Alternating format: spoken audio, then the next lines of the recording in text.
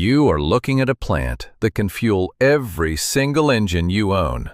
Your diesel truck, your gasoline car, your backup generator, and your tractor. And right now, the Amish in Lancaster County, Pennsylvania, are legally growing it in the exact same fields their ancestors planted 300 years ago. You believe you are independent, but every time you pull up to a gas pump, you are paying a tax on a system designed to keep you trapped. What if I told you that in 2010, the University of Connecticut released a study proving that this single plant converts to high-grade engine fuel with a 97% efficiency rate? The oil industry prayed you would never see that number. Today, we are opening the suppressed archives of energy sovereignty. I am going to show you 3 forgotten old-world fuel secrets that prove you never needed a gas station. We are going to look at the unsolved murder of the greatest German engineer in history, the 1937 conspiracy that erased American energy independence, and the European rapeseed protocol that allows you to run a diesel truck on pure plant oil today. If you want to know how the Amish and European farmers achieved total autarky, you need to understand what happened to the man who tried to give it to the rest of us. Secret number 1 lies at the bottom of the North Sea. The diesel engine was never designed to run on petroleum. Let that sink in. When the German engineer Rudolf Diesel filed his patent in 1892, he didn't build his machine to feed oil cartels. He built it to free the common farmer. In the year 1900, at the World Exposition in Paris, Diesel unveiled his masterpiece. The French government asked him to run his compression ignition engine on peanut oil. He did. The engine ran so smoothly and efficiently that the spectators had no idea it was burning raw vegetable oil. Diesel openly stated his vision. He dreamed of a world where any farmer could grow his own fuel in his own field, rendering global monopolies obsolete. He called it the oil engine. And then he vanished. On September 29, 1913, Rudolf Diesel boarded a steamship in Belgium, heading to London to meet with the British Navy. He was going to show them how to run their submarines on plant oil instead of crude. He went to his cabin at 10 p.m. The next morning, his bed was unslept in. His coat and hat were neatly folded by the railing. 10 days later, his decomposed body was pulled from the ocean. Newspapers whispered about suicide, but the truth was obvious. He was days away from making fossil fuels irrelevant. Once Diesel was dead, the petroleum cartels hijacked his invention. They altered the fuel systems, subsidized crude oil, and made petroleum diesel the global standard. The machine designed to give you sovereignty became the chain that bound you to Standard Oil. Even with diesel gone, the dream of the fuel farmer survived. And this brings us to secret number 2, the hemp dual fuel system. In the 1930s, Henry Ford was hosting conferences in Michigan, pushing a movement called farm chemergy. He envisioned vehicles grown from the soil and powered by the soil. By 1937, a fuel called agrol, a plant-based ethanol blend, was being sold at over 2,000 gas stations across the American Midwest. It was cheap, it was efficient, and it was a direct threat to the richest men in America. Enter the Marijuana Tax Act of 1937. You were taught this law was about stopping a dangerous drug. That is a fabricated lie. The word marijuana was deliberately used by bureaucrats to confuse the public. Because if they had called it hemp, every farmer in America would have revolted. This law was a coordinated strike by 4 titans. William Randolph Hearst, who owned timber and paper mills that hemp threatened to bankrupt. The DuPont family, who had just patented nylon and chemical wood pulp processing.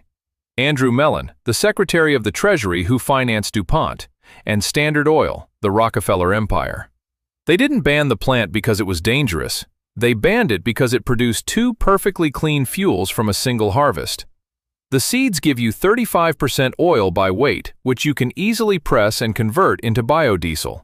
The remaining stalks give you thousands of pounds of cellulose, which ferments into ethanol for gasoline engines. 1 plant, 2 fuels, 0 waste. Within 3 years of the 1937 ban, the 2,000 agrol stations vanished. Ford's hemp car was buried. The infrastructure of American independence was wiped off the map. But you cannot uninvent chemistry. While the rest of America forgot, the Amish in Lancaster County remembered.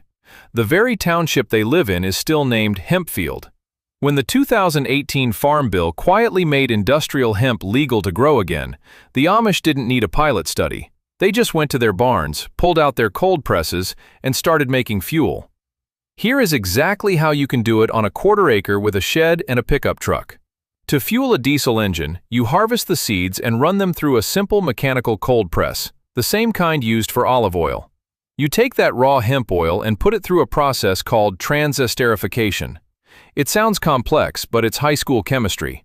You mix the oil with methanol and a tiny amount of lye, which acts as a catalyst. You heat it gently. As the reaction happens, the liquid separates into two layers. The heavy material sinks to the bottom. That is pure glycerin, which you can use to make high-quality off-grid soap. The golden liquid on top is pure, raw biodiesel. Remember that 2010 University of Connecticut study? They proved that 97% of the hemp oil converts perfectly to biodiesel. It passes every strict American and European fuel standard. It runs cleaner, it runs smoother, and it actually has better cold weather performance than the petroleum sludge you buy at the pump. You don't need a modified engine. You pour it directly into the tank, and you drive. But what if you don't want to mix chemicals? What if you want pure, mechanical, old-world autarky? That brings us to secret number 3, the European rapeseed protocol. While America was fighting over hemp, European farmers in Germany and Austria perfected sovereignty using Brassica napus, rapeseed, or canola. A single hectare of rapeseed yields over 1,300 liters of pure plant oil. And here is the ultimate German engineering hack that the modern automotive industry despises. If you own an older, pre-common rail diesel engine, like the legendary 1990s Mercedes OM606 or a classic VW 1.9 TDI, you don't even need to make biodiesel. You can run those mechanical workhorses on straight, filtered vegetable oil. Because plant oil is thicker than petroleum diesel, especially in the cold. Old-world mechanics simply install a small $50 heat exchanger in line with the fuel system. It uses the engine's own hot coolant to warm the rapeseed oil before it reaches the injection pump. The oil thins out, the engine purrs, and the exhaust smells slightly like French fries. This isn't a theory. Right now, in the Bavarian Alps and the Austrian countryside, there are farmer cooperatives that grow, press, and filter their own rapeseed oil. They run their tractors and trucks through the entire harvest season without giving a single cent to global oil cartels. They are completely immune to OPEC price spikes, pipeline hacks, or global supply chain collapses. True sovereignty isn't a solar panel tied to a smart grid, and it isn't an electric car that can be shut off with a software update. True sovereignty is household independence. It is the capacity to grow, press, and burn your own energy from the soil beneath your feet. Rudolf Diesel died for this vision. Henry Ford was mocked for it. The Amish quietly preserved it. The monopolies only have power because we forgot how to use our own. The soil is still there. The seeds are legal again. The chemistry never changed. If you are ready to stop renting your life from corporations and want to learn the forgotten old-world skills they tried to bury, hit subscribe. Take your power back. I'll see you in the next one.